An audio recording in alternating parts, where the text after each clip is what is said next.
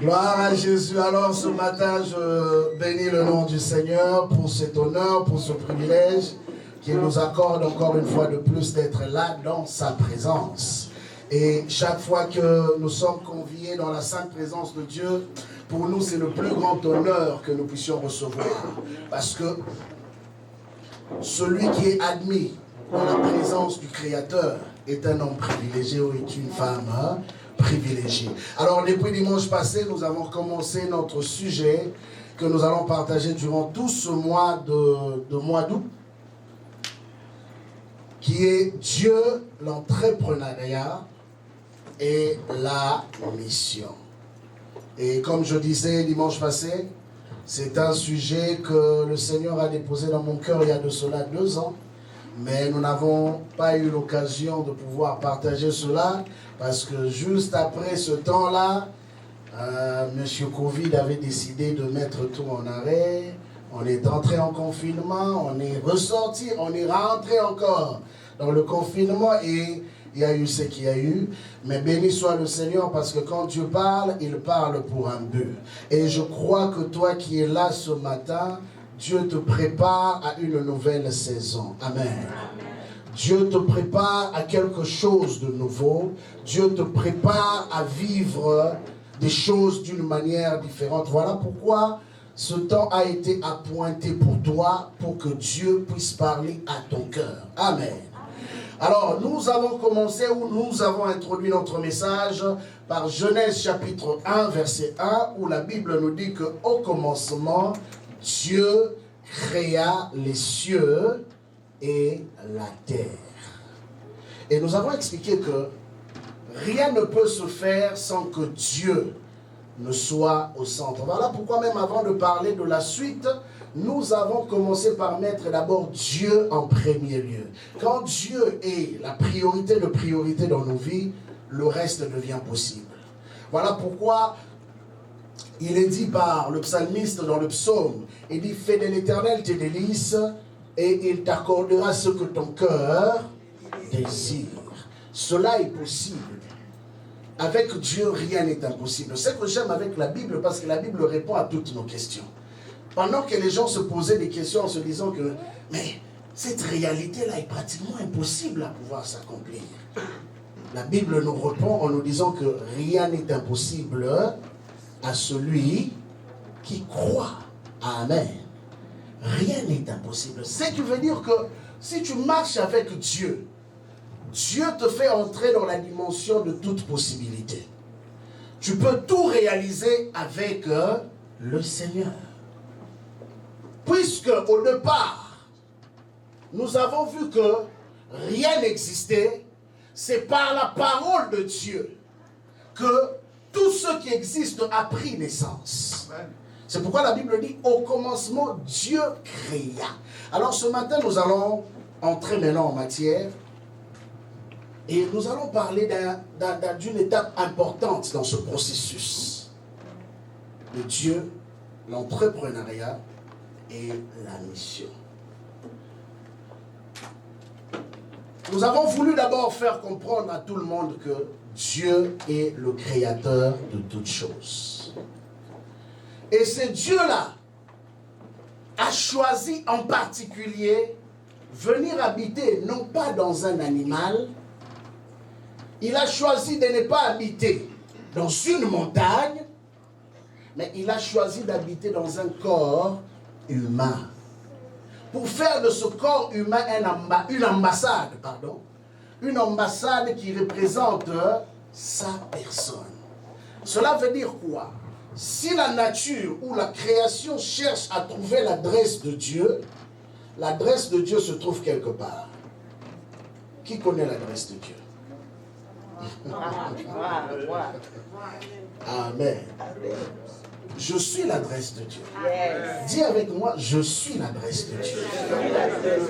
Alors, si tu es l'adresse de Dieu, ça veut dire que toutes les références des capacités de Dieu, de la toute-puissance de Dieu, de la sagesse de Dieu, de l'autorité de Dieu, doivent aussi être trouvées où? En toi. Jean chapitre 5, verset 17. Aujourd'hui, nous allons simplement parler de cette étape où nous disons Dieu est un créateur. Et nous allons comprendre pourquoi nous disons que Dieu est un créateur. C'est vrai que nous avons compris que tout ce qui existe a été créé par Dieu. Et rien de ce qui n'existe sans lui. Mais la Bible nous dit dans Jean chapitre 5, verset 17. Je veux lire, on peut me mettre ça dans la version Louis Séguin, et puis je veux lire dans ma version. La Bible dit, mais Jésus leur répondit, mon Père agit jusqu'à présent. Moi aussi, j'agis. Alors dans la version Martin, j'aime bien comment il le dit. Il dit, mon Père travaille jusqu'à maintenant. Et je travaille aussi. Amen. Amen. Amen. Il dit, mon Père travaille jusqu'à présent. N'est-ce pas que quand on a lu les Écritures, toi et moi avons lu un passage où Moïse a écrit. Et Moïse a dit que le 7e jour, après tout avoir créé, qu'est-ce que Dieu a fait? Dieu s'est reposé de son ouvrage, n'est-ce pas?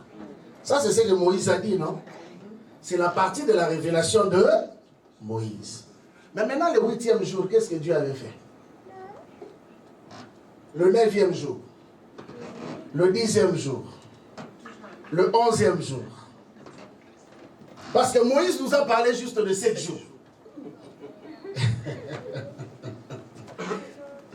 Amen. Dans la Bible, il y a trop de mystères. Moïse s'est arrêté à 7 jours. Mais 7 jours, pourquoi? Parce qu'en réalité, Moïse parlait de la création. Tout ce qui est venu est parti de ce qui a été fait pendant 6 jours. Pas pendant 7 jours. 6 jours. Parce que même l'homme, qui est la dernière création de Dieu, a été fait ou formé le 6e jour. Et le 7e jour, Dieu a trouvé que par rapport à ce qu'il voulait faire, on doit se comprendre.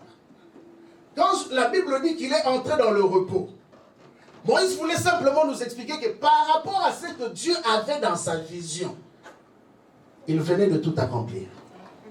Maintenant, il fallait passer à une autre étape. Et plus tard, Jésus-Christ va apparaître. Il explique ce mystère aux hommes. Il dit, mon Père travaille jusqu'à maintenant. Bien-aimés, cela nous amène à comprendre que Dieu, en réalité, ne se repose pas, tel qu'on peut le penser. Dieu est un bosseur. Dieu, c'est le plus grand travailleur. Dieu n'aime pas la paresse. Amen. Voilà pourquoi il est dit dans les Écritures que celui qui ne travaille pas ne mange pas non plus. Parce que Dieu n'est pas un paresseux. Dieu, c'est un travailleur. Et comprenez que quand Dieu initie des projets, Dieu termine toujours ce qu'il a commencé. Yes. Amen. Dieu ne peut jamais initier un projet qui finira en cours de route. Vous savez, ça c'est notre nature d'homme. En réalité, c'est la nature du péché qui fait en sorte que les hommes commencent des projets qui n'arrivent jamais à terminer. Bien, mais s'il y a quelque chose dont tu dois avoir horreur dans ta vie, c'est de ne jamais terminer ce que tu commences. Amen. Parce que celui à qui tu ressembles, quand il commence, il le termine toujours. C'est pourquoi je viens te dire ce matin, c'est qu'il a commencé avec toi. Il le finira à coup sûr. Genèse chapitre 2, versets 1 à 2. Que nous dit la Bible? Genèse chapitre 2, versets 1 à 2.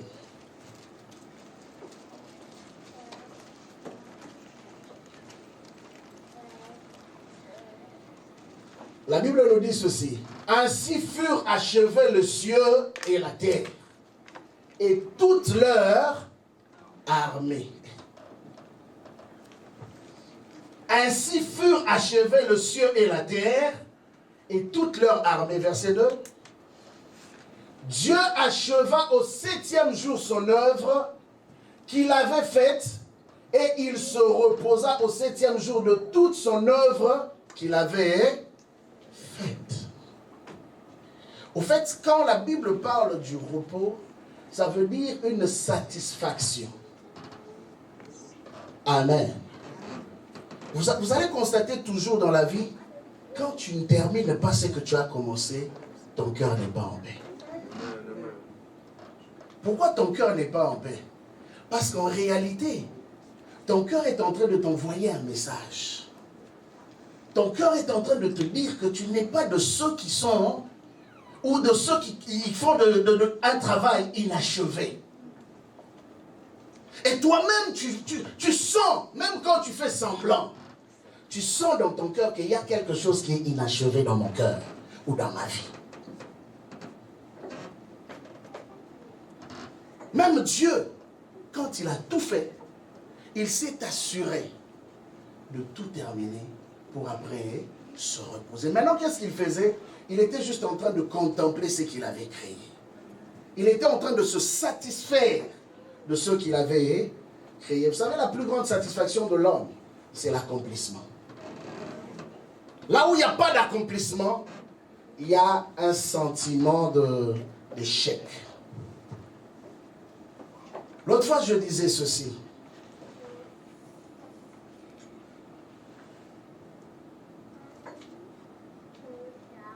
Le livre d'Ecclésiaste, chapitre 11, nous enseigne ceci.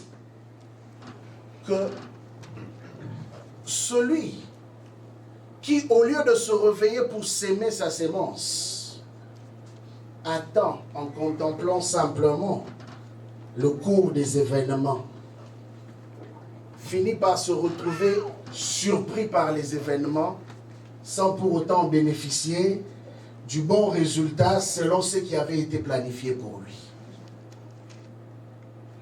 Savez-vous que beaucoup de personnes pleurent? Beaucoup de personnes sont tristes. Beaucoup de personnes sont malheureuses. Simplement parce qu'ils n'ont pas eu à faire ce pourquoi ils ont été créés. Aujourd'hui, je veux un peu te défier. Je veux te défier pendant ce temps-ci, pour que tu comprennes la raison de ton existence. Pourquoi tu as été réellement créé. Mais au-delà de ça, quand tu as été créé, qu'est-ce qui t'a été donné? Parce que le plus grand problème, ce n'est pas pourquoi tu as été créé simplement. Qu'est-ce qu'on a mis entre tes mains pour que tu puisses participer à la création? Beaucoup ne savent pas pourquoi ils ont été créés. Beaucoup ne savent non plus qu'est-ce qu'ils ont entre leurs mains. Voilà pourquoi nous vivons dans une vie où beaucoup de personnes deviennent imitateurs des autres. Bien-aimé, je t'interdis d'être imitateur des autres. Sois une marque déposée. Sois authentique. C'est ce qui va faire ta différence. L'autre fois, nous avons parlé de la différence. Mais la différence ne peut pas se faire quand tout se ressemble. La différence se fait quand on est réellement différent. Ce que moi je fais, toi tu ne pourras pas le faire. Ce que toi tu fais, moi aussi non plus, je ne serai non plus capable de le faire. Mais par contre, ce que moi je fais et ce que toi tu fais, ont besoin de l'un comme de l'autre pour se compléter. Voilà pourquoi je t'ai dit, c'est inutile que tu détruises ton cœur dans la jalousie.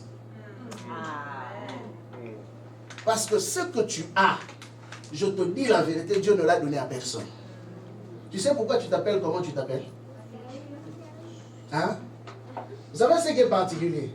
Si je commence à faire le tour de toute l'église ici, en tout cas, en général, chaque personne a un nom particulier.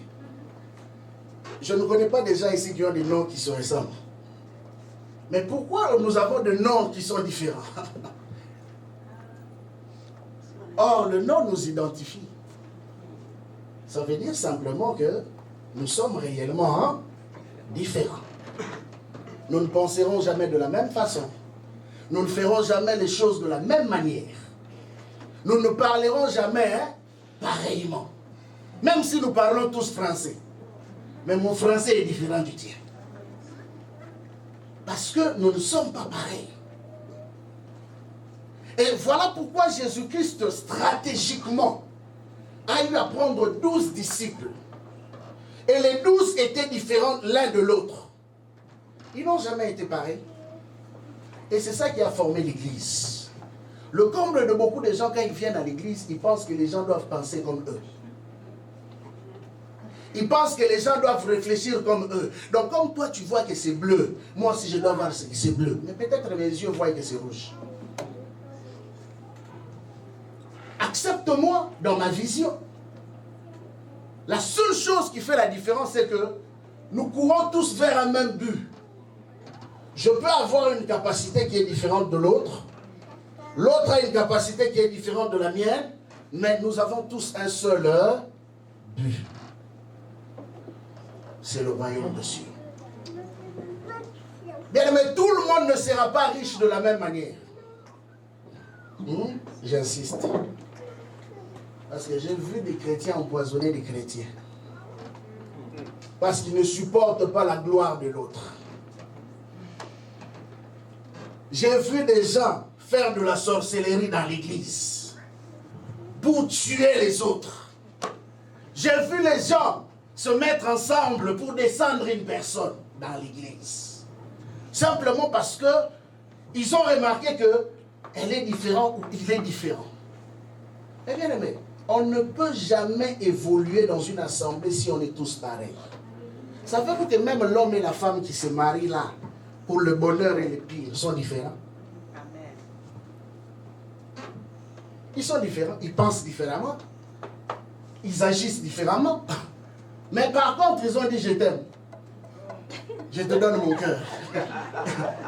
C'est ça qui est particulier. Je te donne mon cœur. Mais on est différents.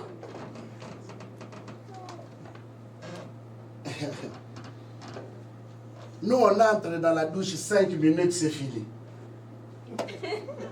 Bon, vous connaissez la suite. Yes. Mais c'est comme ça la vie. On est différents. Donc moi, je peux... D'ailleurs, je ne mets même pas ces histoires. Make-up. Je ne connais même pas ça. Et je suis à l'aise avec ça. Mais les femmes, elles doivent mettre du make-up. Bien qu'elles sont belles, mais elles doivent mettre du make-up.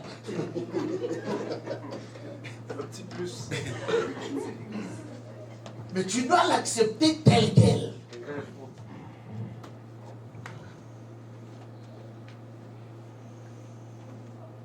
Bien aimé.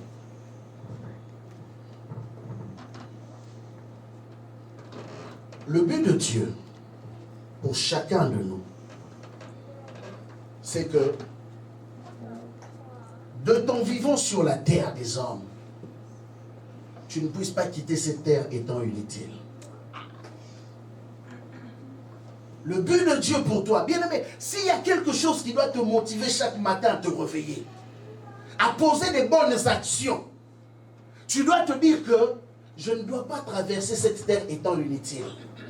Si je dois exister, il faut que ceux qui doivent me connaître disent que j'ai bien fait de rencontrer cet homme, j'ai bien fait de rencontrer cette femme.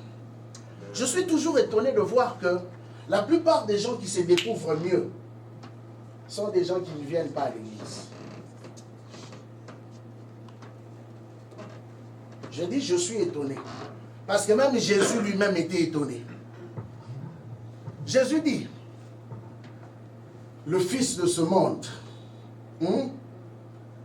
sont plus éclairés. Dans la plupart de vos versions, on dit ils sont plus intelligents. Mais dans une autre version, on dit ils sont plus éclairés que les fils de la lumière.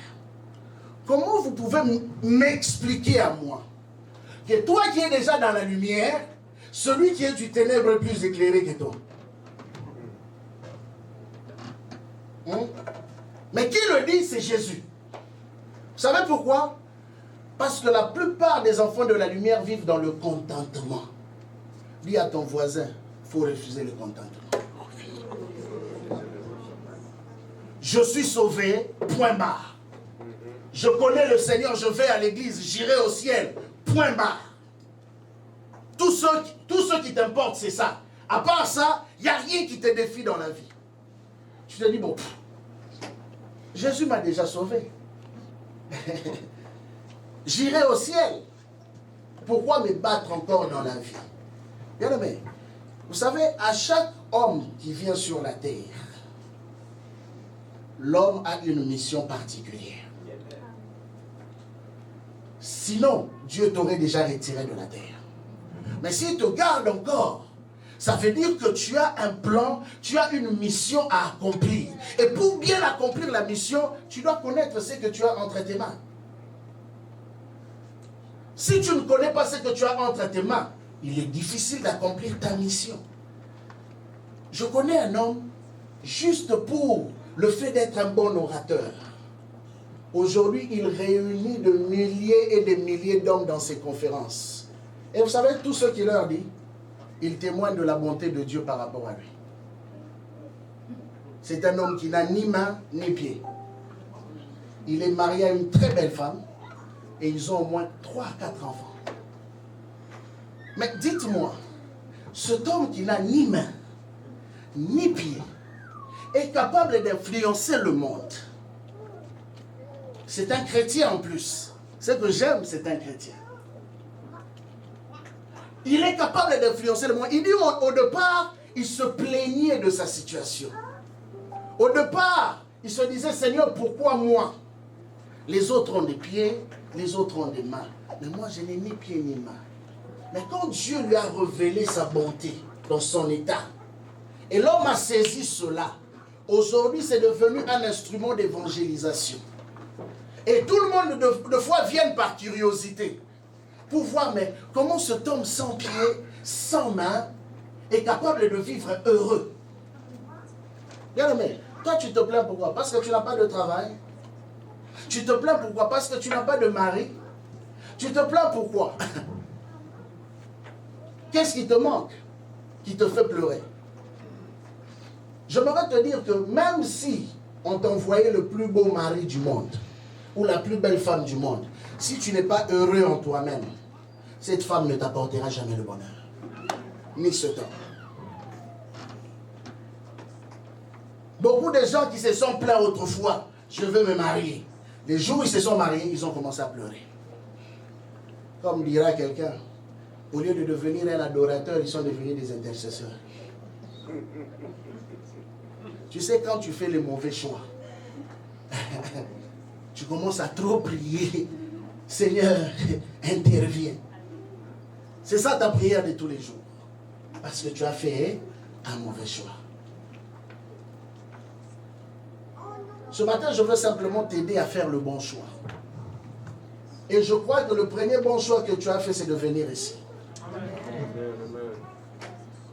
Parce que dans la présence de Dieu, on trouve tout ce qu'il y a de meilleur.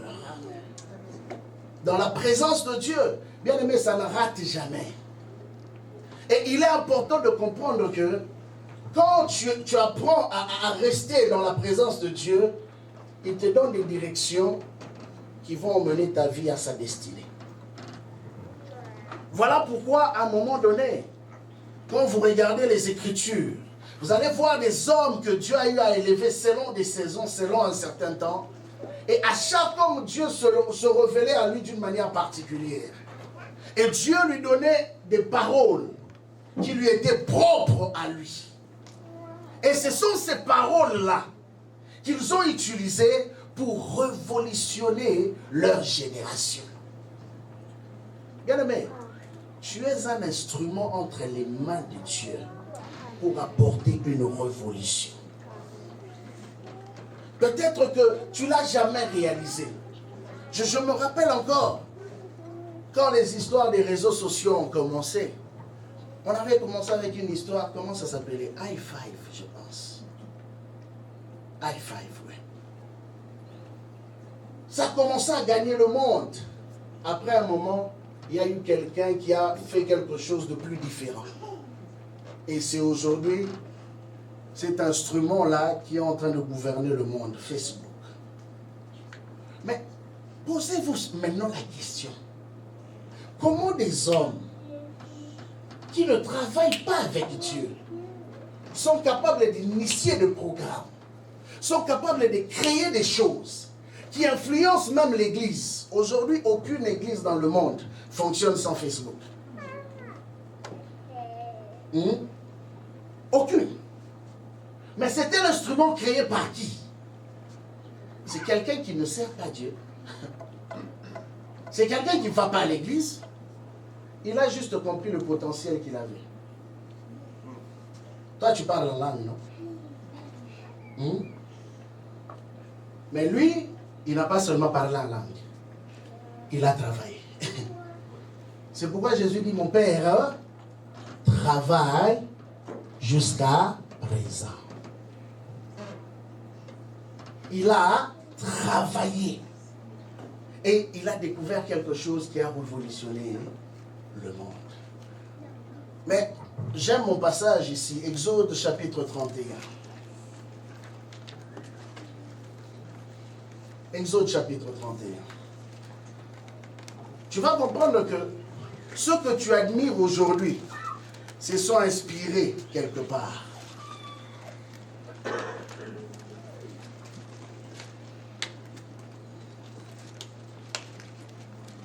Exode chapitre 31. Nous lisons du 1er jusqu'au 6e verset. Que dit la Bible? L'Éternel parla à Moïse et dit, sache que je choisis Betsalel, fils d'Uri, fils d'Ur, de la tribu de Juda. Je l'ai rempli de l'Esprit de Dieu, de sagesse, d'intelligence et de savoir pour toutes sortes d'ouvrages. Je répète ce verset. Il dit, je l'ai rempli de l'Esprit de Dieu. Bien aimé, le Saint-Esprit ne vient pas dans la vie de quelqu'un juste pour qu'il parle en langue. Le Saint-Esprit ne vient pas dans la vie de quelqu'un juste pour qu'il reçoive des visions. Le Saint-Esprit ne vient pas dans la vie de quelqu'un juste pour l'emmener à l'église. Amen. Bien aimé, le Saint-Esprit, quand il vient dans la vie d'une personne, il le rend un homme complet. Amen. Et dans l'église et à l'extérieur. La Bible dit qu'il a rempli de l'Esprit de Dieu. Et quand l'Esprit de Dieu est venu dans la vie de cet homme, ça lui a donné des habilités, des capacités. Cet homme pouvait faire toutes choses. Allez-y comprendre. Le Saint-Esprit, il peut donner des révélations pour que tu deviennes créateur. Parce que c'est un esprit créateur. Bien aimé, je vais vous dire un témoignage. J'avais toujours en vision. Je me disais, je créerai une ligne de vêtements. Et ça fait longtemps. Et je priais. Mais ça fait quelques années, à ma grande surprise, il m'arrive de dormir et de voir des modèles que je reproduis en dessinant. Et que j'ai emmené, le premier test que j'ai fait, j'ai emmené auprès de ma belle-sœur qui est couturière. Et elle a cousu des habits que moi-même j'avais dessinés. J'ai dit ça c'est un essai. Mais je sais que plus tard, je le ferai. Cette ligne de vêtements. Mais c'est simplement pour vous dire que Dieu n'est pas limité. Je ne l'ai pas forcé, j'ai cru que Dieu était capable. J'ai prié dessus et Dieu a commencé à me donner des visions. Et quand je vois ces visions-là, c'est tellement clair que même quand je me réveille après, je suis capable de reproduire ce que j'ai vu en songe. J'ai quelques dessins ici, mais je ne vais pas vous montrer parce que sinon, certaines couturières risquent de vendre. Je garde ça. Droit d'auteur. Intellectuel. Comprenez? Et c'est là que j'ai compris qu'avec Dieu, il n'y a pas de limite.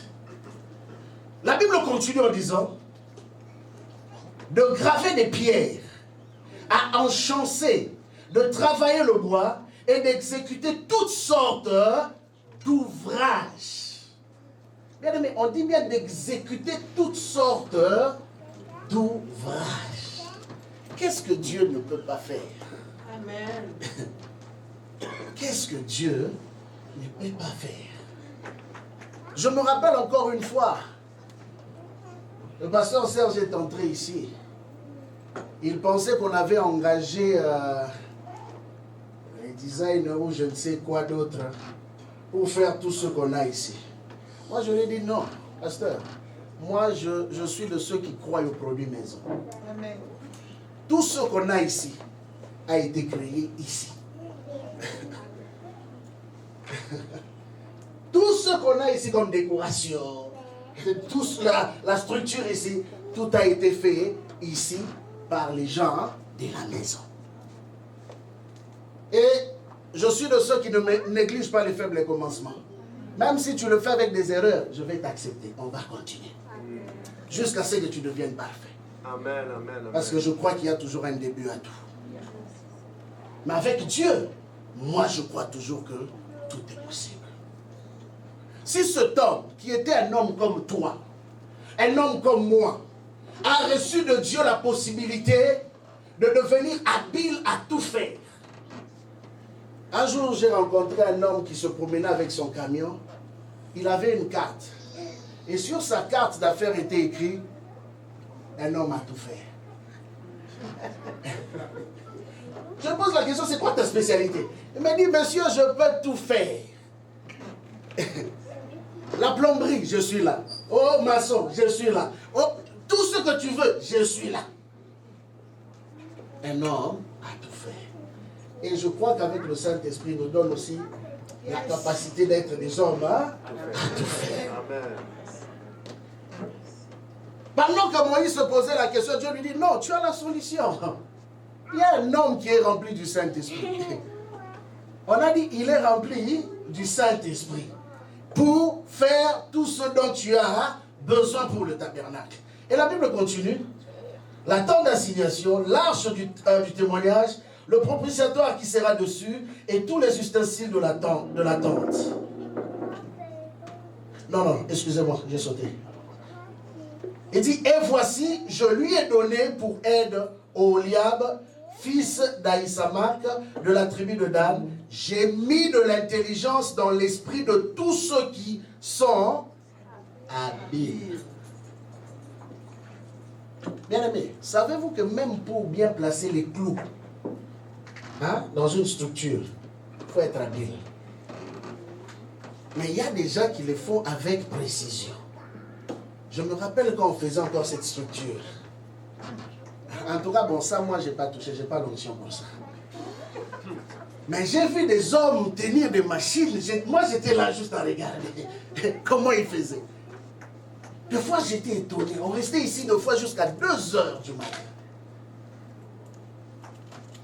Mais il y a des hommes que j'ai vus ici, que Dieu a rempli d'habileté pour faire certaines choses que certains ne pourront jamais faire.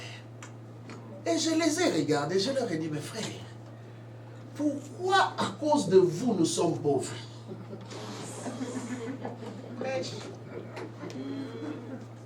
Hein? Amen. Je leur ai dit ça. J'ai dit à cause de vous nous sommes pauvres. Parce que vous êtes habiles à faire ces choses. Vous pensez que c'est juste pour le faire dans l'église. Oh, moi je l'ai fait seulement pour les seigneurs. Pour les seigneurs. Mais penses-tu que quand Dieu t'a choisi, Dieu a oint tes mains, c'est pour que ça reste dans l'église? Mais tu es en train de vanter chez toi, tu t'assois dans les chaises Louis XIV. Tu connais Louis XIV? Toi là, tu connais Louis XIV. Je sais ce que Louis XIV a fait pour que ces chaises soient aussi répandues dans le monde. Toi, tu as l'onction. Au lieu de créer chaises, je ne sais, chaises, ton nom, je ne sais qui, qu'on vend partout dans les magasins, on préfère aller acheter au Louis XIV. Même nous les chrétiens, on aime Louis XIV. Mais on a des chrétiens qui peuvent faire mieux. Mais pourquoi ils ne le font pas? Vous savez pourquoi? Parce que la plupart, le diable a réussi à leur dire que ce n'est pas un travail digne de vous. Cet homme a été cité dans la Bible. Hein? Il est devenu une star, si je dois le dire comme ça. Il est devenu une star que nous citons aujourd'hui. Simplement, pourquoi? Parce qu'il faisait quoi? Il était habile à tout ouvrage. Il était habile.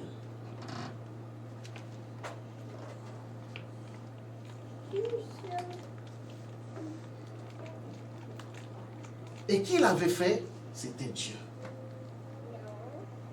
Bien aimé, les capacités que nous avons ne viennent pas de notre propre volonté. Les talents que nous avons ne viennent pas de notre propre volonté. Comprenez que si tu as un talent donné, si tu as une capacité donnée, c'est parce que Dieu a mis cela en toi. Et Dieu veut l'exploiter pour que cela soit un sujet de gloire. Que l'on dise aussi qu'il y a un chrétien quelque part qui fait des choses telles qu'on n'a jamais vues dans le monde. Bien aimé, je vous ai donné l'exemple du meilleur neurochirurgien qui a été capable de séparer 2 bébés siamois.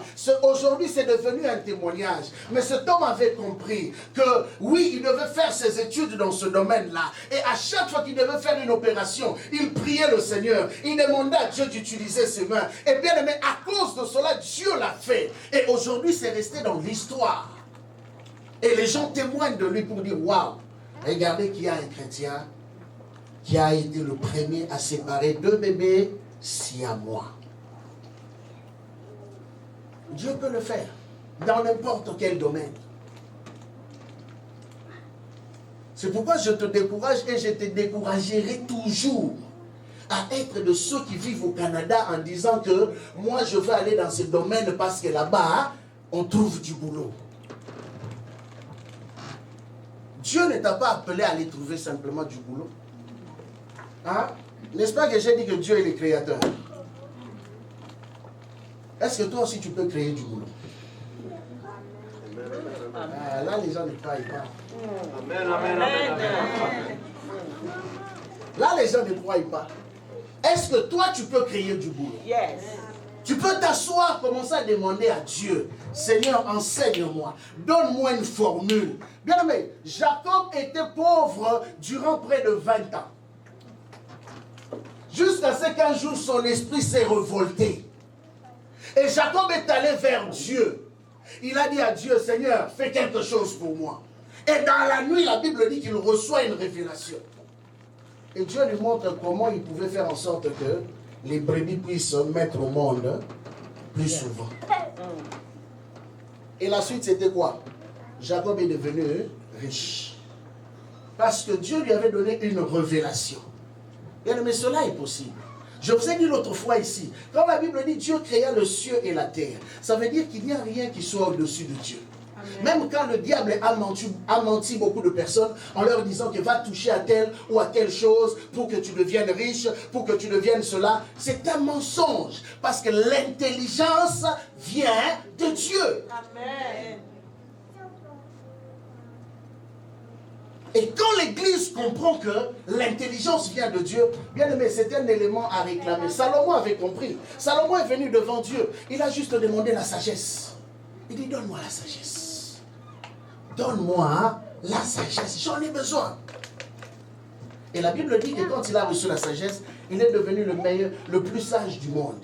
Bien aimé, même l'ordre qu'il avait établi dans le protocole de la maison de Dieu était le produit de la sagesse. Il savait mettre toutes choses à sa place.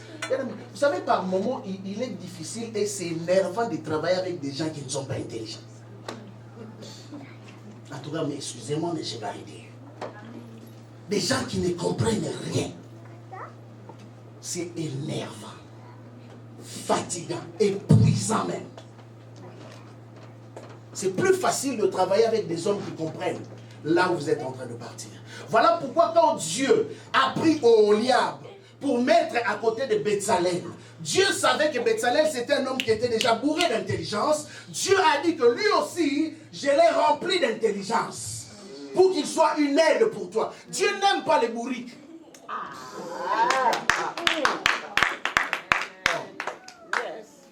Mais la sagesse et l'intelligence viennent de Dieu, non? Si lui-même est l'auteur de la sagesse et de l'intelligence, comment nous on peut être bourrique? Bourrique. Tu n'as rien dans la tête. Donc quand tu ouvres ta bouche là, on ne sait même pas t'écouter. Parce que tout ce qui sort, c'est des bêtises. Dieu choisit qui marchait avec qui. Ah oui, je vous dis. Voilà pourquoi toi-même dans ta vie, si tu vas aller loin, sois exigeant. Amen. Ne t'entoure pas de bourriques, tu n'iras nulle part. Yes. Ne t'entoure pas des gens sans vision. Ne t'entoure pas des gens qui ne voient pas loin, tu n'iras nulle part. Dieu pour construire un tabernacle, il dit que non. Lui là, je l'ai rempli de sagesse. Il a une créativité. Au fait, Betsalel était capable de concevoir des projets, des plans. Allez-y comprendre. Il était capable de concevoir des choses. À cela, il lui fallait des hommes à côté de lui qui savaient aussi supporter cette grandeur d'intelligence. Ne choisis pas n'importe quel collaborateur. La Bible nous montre que tu peux avoir reçu de Dieu quelque chose d'authentique. Si tu es mal entouré, tu sombreras. Même la nature nous enseigne par rapport à ça.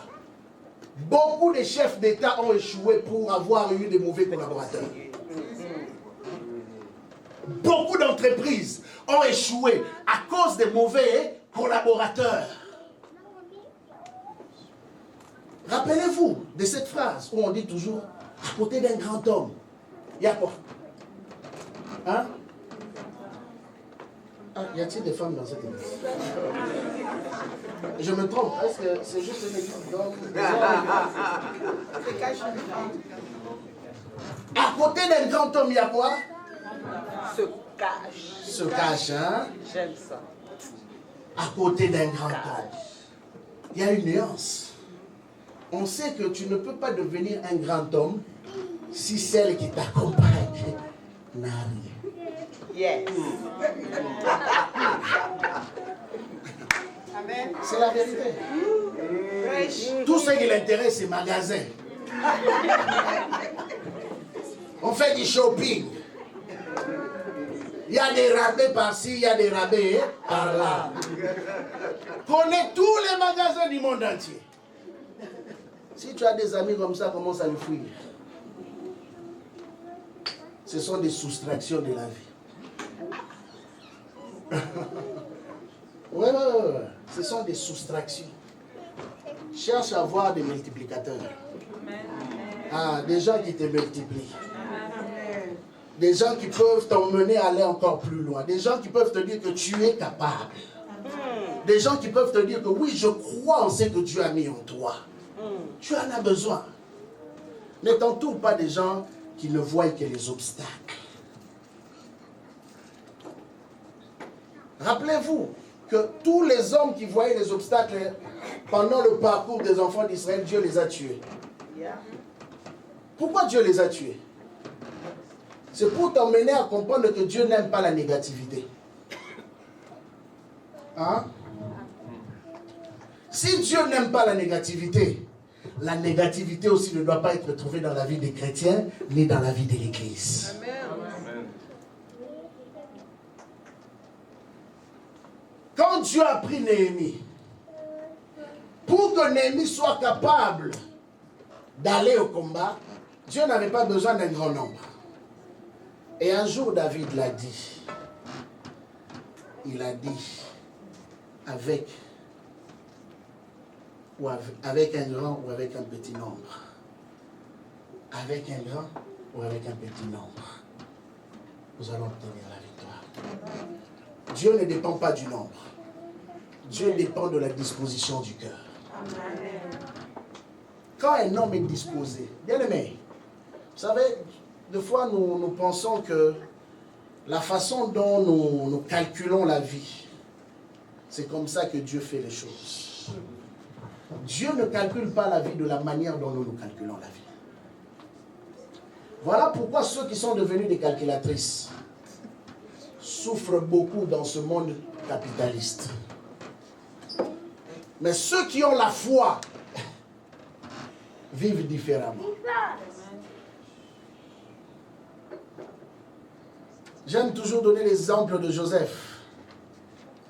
Joseph était capable de quitter d'un point à un point qui dépassait ceux qu'il avait trouvés, non pas parce qu'il avait les outils matériels de ceux qu'on pouvait imaginer, mais c'est parce qu'il avait cru à un Dieu puissant capable de l'emmener au niveau où il est arrivé. Si tu as la foi que Dieu est capable de t'emmener là, il t'emmènera aussi. Bien aimé, la vie n'est pas facile. On passe. La vie n'est pas facile. Bâtir n'est pas facile. Que personne ne te dise que bâtir c'est facile. Bâtir ce n'est pas facile. Tu vivras le découragement. Tu vivras les abandons. Tu vivras les trahisons. Tu vivras les maladies. Tu vivras les pertes, les échecs même. Ça va arriver. Mais une chose est vraie. Quand tu sais là où tu vas et que tu es toujours prêt à te relever et à continuer, le Seigneur t'amènera à bon bord. Amen. Ce n'est pas parce que tu as échoué une fois que c'est fini. Amen. Ce n'est pas parce que tu as été trahi une fois que tout le monde est devenu mauvais.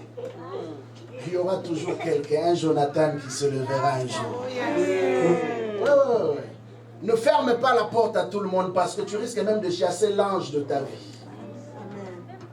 Quelqu'un m'a dit un jour, pasteur, je préfère même travailler avec les païens parce que les chrétiens m'ont beaucoup déçu. Moi, je sais que tu n'as même pas compris toi-même qui tu es. Parce que si tu avais compris qui tu es, tu vas comprendre que quand tu travailles avec les humains, le mot déception arrivera toujours. Ah oui, ne vous en faites pas. Ce n'est pas parce qu'on est à l'église que tout le monde est parfait. Ça arrivera toujours.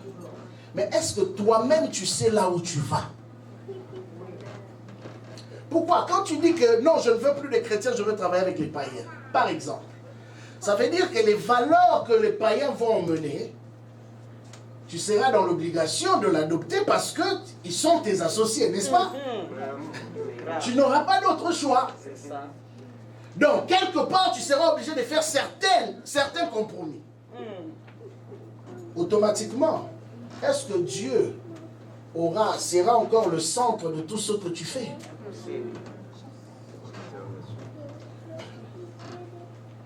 Mais quand tu sais qui tu es, la Bible dit ceux du peuple qui connaîtront leur Dieu agiront avec fermeté. Bien aimé, même quand les gens te déçoivent, s'il y a une chose que tu ne dois pas permettre, c'est de corrompre ton cœur. C'est de changer ton cœur en te disant que voilà, comme les hommes m'ont déçu, moi aussi je change. Sois toi-même. Fais ce que Dieu t'a appelé à faire. C'est ça qui est plus important. Bien aimé, si c'était à cause des déceptions des hommes, en tout cas, moi, je serais la première personne à avoir abandonné le micro. Hein? Si ce n'était que pour les hommes, j'aurais déjà laissé ce travail depuis longtemps pour faire autre chose. Mais si je le fais encore, c'est parce que j'ai compris que ce n'est pas un homme qui m'a appelé. Amen. Ce n'est pas un homme. Et la preuve, c'est que même les hommes, je vois les visages, ça vient, ça part. Mais l'œuvre continue. Dieu est là et il fait ce qu'il a à faire. comprends aussi que dans le processus de ta vie, tu passeras par ces choses. Ne fais pas des hommes des idoles. Que parce que tel collaborateur, parce que telle personne est partie, je ne serai plus capable d'avancer. C'est l'erreur la plus grave que tu puisses faire. C'est Dieu qui envoie les bonnes personnes autour de nous. Je dis bien, c'est Dieu qui envoie les bonnes personnes autour de nous. Vous savez, des fois, Dieu regarde aussi ton attitude. Comment tu agis ou comment tu réagis après l'offense. Dieu regarde. Des fois, il va se taire. Pendant ce temps, toi, tu pleures. Dieu se tait. Et j'aime le silence de Dieu. Et vous savez, dans ce genre de période-là, il n'y a ni révélation, ni prophétie. Il se tait vraiment. Toi, tu pleures. Tu dis, Seigneur, tu ne vois pas. Il a vu, mais il est tranquille. Il veut voir jusqu'où tu vas arriver. Il veut voir jusqu'où tu seras capable d'avancer.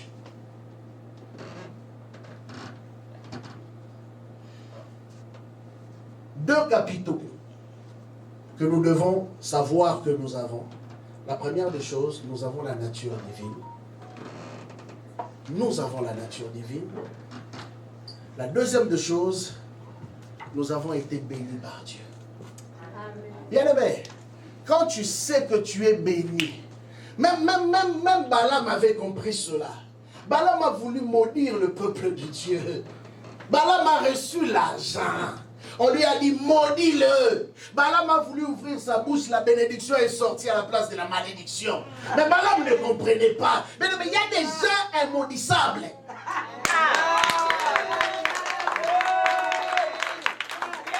Je vous dis, il y a des gens qu'on ne peut pas maudire. Tu peux me combattre, mais tu ne peux pas me maudire. Parce qu'il y a quelqu'un, celui qui m'a béni est le Très-Haut. Et si lui m'a béni, personne n'a le droit de me maudire. Amen, amen, amen. La Bible dit que Balaam ouvre la bouche. La bouche du prophète se transforme. Ce sont les paroles de bénédiction qui sont sorties. Amen. Et lui-même a conclu, dit non, on ne peut pas maudire ce que Dieu bénit. On ne peut pas, c'est impossible. Toi tu vas te lever, tu dis je maudis temple de Dieu, qui es-tu? Quand Dieu avait prononcé sa bénédiction, tu étais là? Quand Dieu avait prononcé sa bénédiction sur ta vie, qui était là? La Bible dit que quand Dieu créa l'homme dans le jardin, Dieu le plaça dans les jardins. Genèse chapitre 1, verset 27 à 28. La Bible dit que Dieu le bénit. La première des choses que Dieu a fait dans la vie de l'homme, c'est le bénir. Parce que Dieu savait que le diable poursuivait l'homme pour le maudire. Et vous savez, quand on maudit quelqu'un, ça veut dire qu'on lui ferme vis-à-vis de sa destinée. Voilà pourquoi ceux qui sont maudits, ils se battent et n'arrivent jamais à atteindre leurs objectifs. Mais la Bible dit que quand Dieu l'a placé, Dieu l'a béni. Il a prononcé de paroles, de bénédictions sur cet homme, et Dieu va dire, soyez féconds, multipliez-vous, remplissez la terre et assujettissez-la. Soyez féconds. Bien aimé, si tu vois que dans ta vie, il n'y a pas de fécondité, rentre auprès de celui qui t'a béni. Je dis, c'est ton droit. Beaucoup de personnes ne prient pas bien parce qu'ils ne connaissent pas leurs droits. Je ne peux pas me lever, commencer à faire quelque chose et ça ne marche pas. Si ça ne marche pas, en tout cas, moi, je vais vers Dieu. Seigneur, pourquoi ça ne marche pas? Il y a un homme qui raconte son témoignage. Ah, l'heure est avancée. Il raconte son témoignage, il dit ceci. Il était pasteur pendant plusieurs années. Il prêchait. Et même quand il prêchait, il transpirait. Donc pour lui, comme il transpirait beaucoup, ça veut dire que Dieu allait le bénir beaucoup. Comprenez-vous? On a dit l'homme mangera par la sueur de son front. Hein? Donc pour lui, il pensait que Dieu allait aussi le bénir. Mais il s'est rendu compte qu'après plusieurs années dans son ministère, il souffrait terriblement. Alors un jour, il se fâche, il dit, Seigneur, mais qu'est-ce qui se passe dans ma vie? Pourquoi ça ne marche pas? Ce que j'ai aimé, c'est qu'il est allé chercher celui qui l'a béni. Il va pour prier. Et ce jour-là, Dieu ouvre ses yeux. Il voit en vision une femme, une vieille femme assise sur la chaire de l'église. Et pendant que lui prenait le micro pour prêcher, la femme s'envolait sur sa tête et pissait sur sa tête. Ce qui fait que c'est comme si on maudissait toutes les bénédictions qui pouvaient venir dans son ministère. Ah, ce jour-là, il s'est fâché. Dieu lui a dit, maudis cette femme. L'homme a prié, il a pris autorité sur cette femme. C'était une vieille sorcière. Et vous savez, après avoir fait ça, il y a eu un déclenchement. La femme n'était pas capable de tuer cet homme, mais elle était capable de retarder certaines bénédictions. C'est pourquoi tu dois refuser le retard. Dis dans ma vie, il n'y aura pas de retard. Oh, dis-le avec foi, dans ma vie, il n'y aura pas de retard. Dans ma vie, il n'y aura pas de retard. Bien aimé, quand il a prié, Dieu a brisé le cycle du retardement dans sa vie. Et à partir de là, il y a eu une explosion dans son ministère. Dieu l'a béni d'une manière extraordinaire.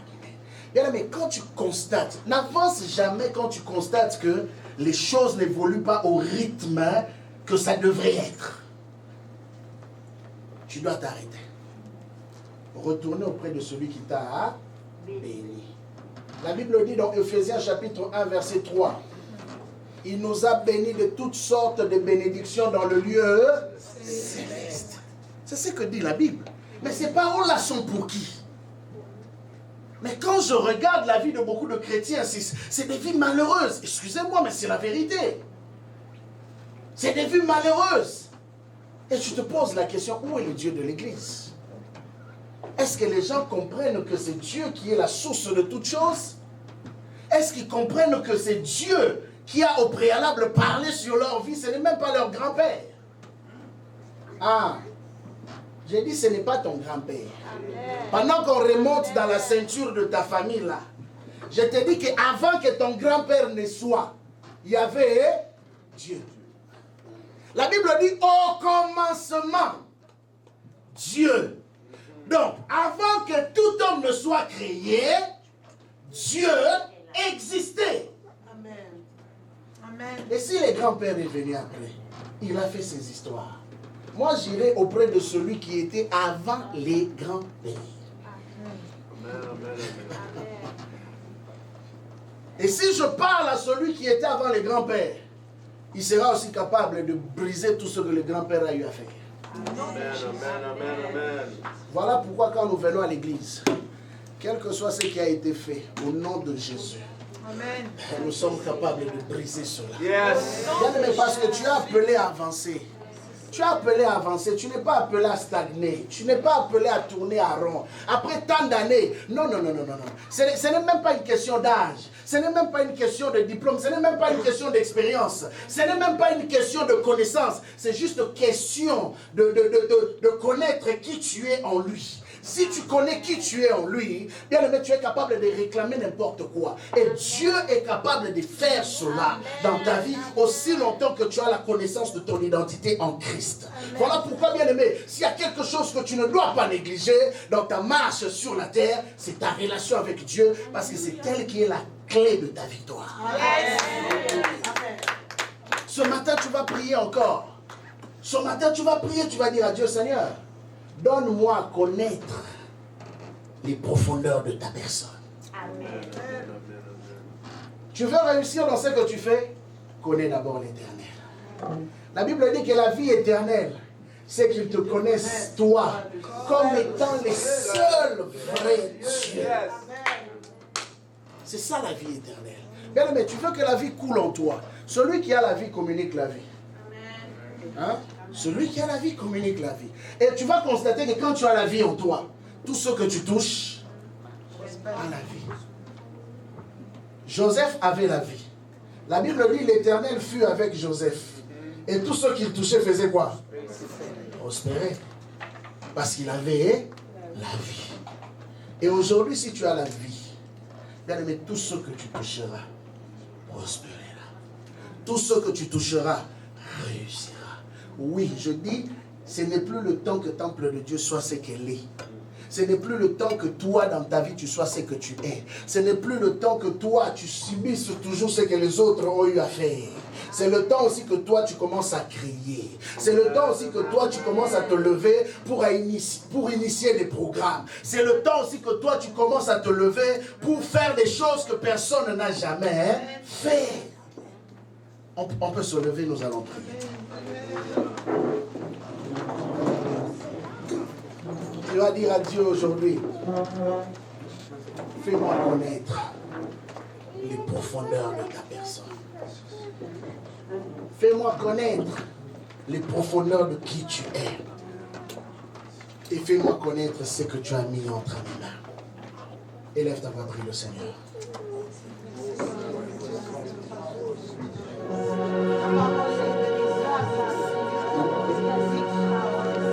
Merci pour ta parole qui nous guérit, la parole qui nous rappelle notre identité. Merci pour ta parole qui est séance. Non, tu ne pries pas encore bien. Prie. Prie. Dis à Dieu, fais-moi connaître tes profondeurs. Tu es le créateur de toutes choses. Je ne suis pas différent de Betzalel. Je ne suis pas différent de Oholiab. Je ne suis pas différent de ces hommes que Dieu a utilisés pour faire des choses différemment. Je ne suis pas différent de Salomon. Je ne suis pas différent.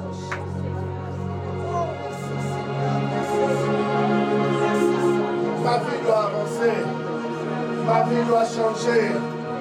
Ma vie doit prospérer. Je dois exceller dans mon domaine. Je dois exceller dans ma vie.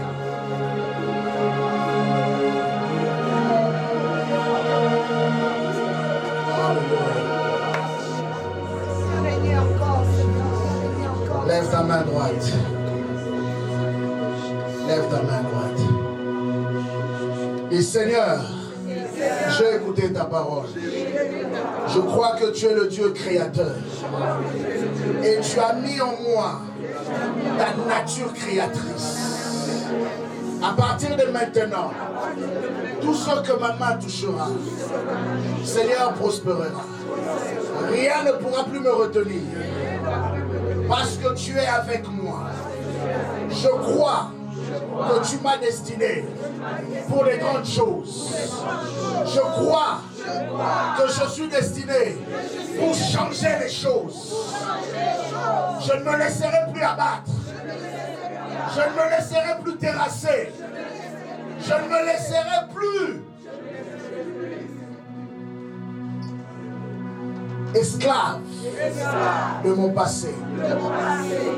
Tu es mort à la croix pour que je travaille, pour que je réussisse, pour que j'avance. Et je dis ce matin, je vais avancer, je vais avancer, je vais aller loin, je vais réussir dans tous les domaines de ma vie, dans tous les domaines de ton œuvre. Au nom puissant de Jésus. Au nom puissant de Jésus. Acclame le Seigneur.